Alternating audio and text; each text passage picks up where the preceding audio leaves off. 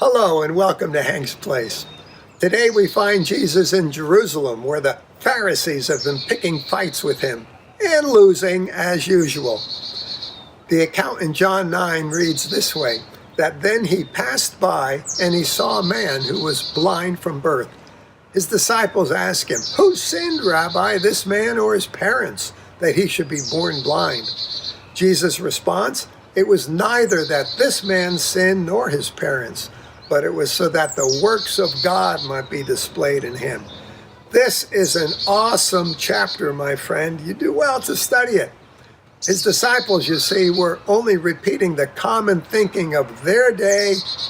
You know, it's our day too, and certainly being reinforced by the Pharisees. And that is that suffering comes as a result of sin. It could be your sin. It could be the parents' sin or their ancestors' sin. Or amazingly, they even said it could be God punishing you in advance for some horrible sin that you've not yet committed. Welcome to religion, my friends. Religion, you see, sees somebody in need, somebody suffering, and stigmatizes them, rejects them, makes up all sorts of excuses for isolating them. Religion elevates those whose lives appear prosperous and free of trouble, declaring they must be living right. God has no choice but to bless them. Right? Wrong. That's how the world may think, but it's not the truth. In this passage, we find the truth. God says it's not about sin at all. Suffering and sin at the God level are not related. Did you hear me? God does not make people suffer, especially sinners. They're very good at causing that themselves, at causing suffering all around them, affecting lots of people. The penalty for sin, the Bible says, is death. Romans 6:23. In the day that you eat from the tree of the knowledge of good and evil, you shall surely suffer, die. Genesis 2:17.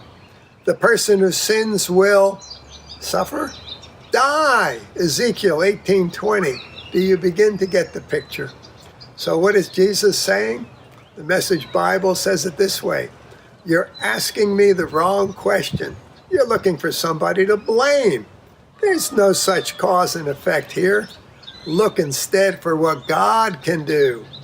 So Jesus sees suffering, in this case, a blind man, and he gave sight to this man born blind, saying, "We must work the works of him who sent me." Put it together. Think about it. The works of God, the will of God then, is to relieve suffering in this world, not cause it. He is glorified in bringing relief to those who are suffering, not adding to their woes. This blind man became a worshiper of Jesus. He saw the light, both physically and spiritually.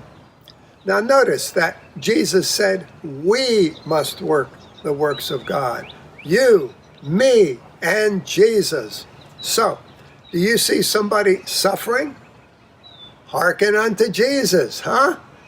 Understand, it's not from God. Be clear about that. Listen to what Jesus is saying here. It's quite likely you'll be called upon to pray, to lay those anointed hands of yours upon an individual. For understand, it's his will that the suffering be restored and come alive.